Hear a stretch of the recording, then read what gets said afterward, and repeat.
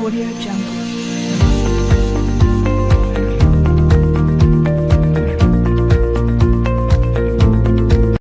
Baik, teman-teman semua, selamat siang. Apa kabar semua? Ya, oke, semoga semua selalu dalam lindungan Tuhan yang Maha Kuasa. Baik, teman-teman semua, jumpa lagi kita dalam kuliah studi Pancasila. Kita akan masuk ke materi berikutnya, ya, yaitu kita akan membahas topik tentang toleransi dan kerjasama antar umat beragama. Kuliah kita hari ini, ya, ini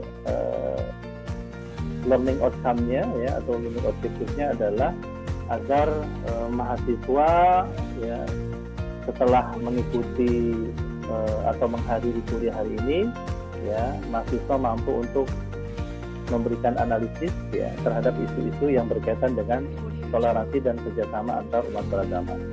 Lalu kemudian yang kedua, ya, setelah mengikuti kuliah hari ini, maka mahasiswa mampu untuk mengimplementasikan, ya, nilai-nilai toleransi dalam kehidupan sehari-hari. Baik, teman-teman, berbicara tentang toleransi, negara kita, ya, sebagai sebuah negara yang dikenal majemuk, ya, plural, ya. Kemajemukannya itu tidak hanya dari aspek budaya, suku, ya, bahasa, ya, tapi juga kemajemukannya juga pada aspek keyakinan, ya, atau agama. Nah, sehingga toleransi itu menjadi satu sikap, ya, yang mesti ada pada diri umat beragama, ya, dalam rangka untuk menciptakan, ya, kehidupan yang harmonis, ya, antar umat beragama. Karena sesungguhnya misi dari setiap agama itu adalah yaitu ingin mewujudkan perdamaian, ya, dan nampaknya sulit, ya, perdamaian itu, kenyamanan, kedamaian itu akan terwujud manakala tidak ada toleransi, tidak ada saling menghormati, saling menghargai, dan menerima perbedaan antar sesama. Karena sesungguhnya perbedaan itu adalah sebuah keniscayaan.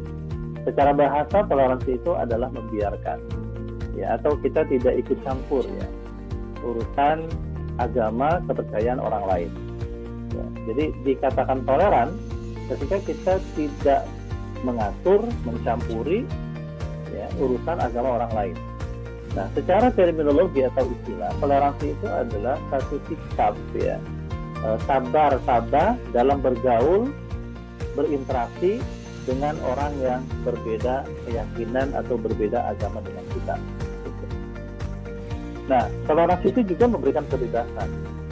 Jadi orang lain, ya, bebas, ya, dia memeluk keyakinan kalau dalam konteks beragama, ya, dia memilih keyakinannya, menentukan keyakinannya, dan juga bebas dia untuk beribadah sesuai dengan agama yang dianutnya.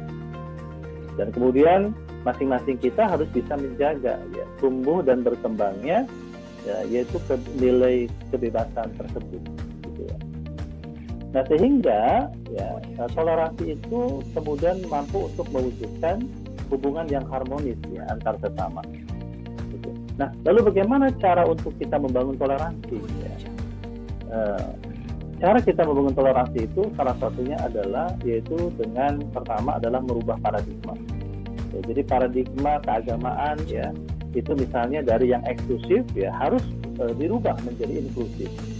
Ya, yang tadinya ketat, ya, atau keras, ya, kemudian radikal, ya, dalam beragama itu kemudian dirubah, ya, dengan sikap, pemikiran, ya, dan kemudian pandangan yang moderat, gitu. Nah, itu dulu, ya, jadi merubah paradigma, ya, berpikir, ya, dari agama yang dianut. Nah, lalu kemudian yang kedua, ya, itu adalah yaitu membangun dialog, ya, membangun dialog antar umat beragama.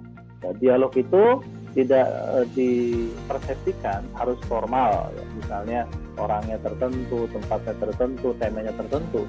Tapi sesungguhnya ketika kita sudah mau bergaul dengan orang yang berbeda, di situ sesungguhnya sudah terjadi yang namanya dialog. Disebut dengan dialog bertingkat. Dialog bertingkat itu terdiri dari dialog dalam kehidupan sehari-hari, ya. Jadi ketika kita mendialogkan apa saja dengan teman kita yang berbeda agama, sesungguhnya itu kita sudah melakukan dialog. Lalu kemudian kita tambah akrab dengan teman kita yang berbeda agama, sampai kemudian ya ketika kita dengar kabar ya bahwa ada misalnya musibah terjadi, musibah kemanusiaan, lalu kita sama teman kita yang berbeda agama itu membicarakan, membahas tentang bagaimana membantu mereka yang kesusahan atau kena musibah. Disitulah kemudian kita sudah masuk kepada dialog, melakukan pekerjaan sosial. Lalu kita tambah akrab lagi dengan teman kita yang berbeda agama, muncul lagi ya dialog yang berikutnya, yaitu dialog berbicara tentang pengalaman spiritual masing-masing. Lalu kemudian sampai kepada dialog, yaitu dialog pandangan teologis. Nah, oleh karena itu maka teman-teman biarkan saja ketika terjadinya dialog itu, biarkan saja mengalir itu ya. Jadi jangan pernah kita tabu ketika kita dengan teman kita yang berbeda agama berbicara dengan tema-tema tertentu, apalagi tema teologi atau agama. Biarkan saja.